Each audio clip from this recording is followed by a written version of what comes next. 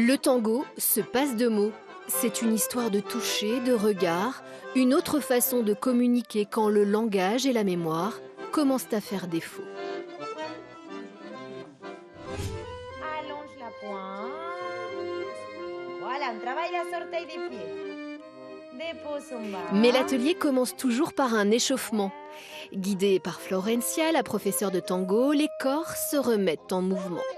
C'est fondamental pour moi parce qu'on travaille les articulations, on réveille la connexion et aussi pour se préparer pour l'équilibre et la stabilité.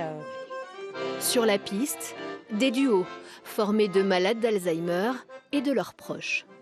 La personne qui guide est la personne qui offre son bras, son bras.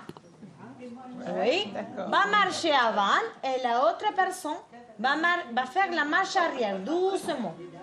Pour des personnes que la maladie expose plus aux chutes, le tango est évidemment un bon exercice physique. Mais les bienfaits sont aussi dans le lien de confiance, d'affection qui s'exprime au fil des pas. On est contente quand on arrive ici. Voilà, on partage. C'est une communion et puis c'est bien de rencontrer des gens qui ont les mêmes problèmes. Je ne vis pas avec elles, mais je suis souvent avec elles. Et justement, c'est pour pas qu'elles nous oublient qu'on essaie de se rencontrer le plus possible.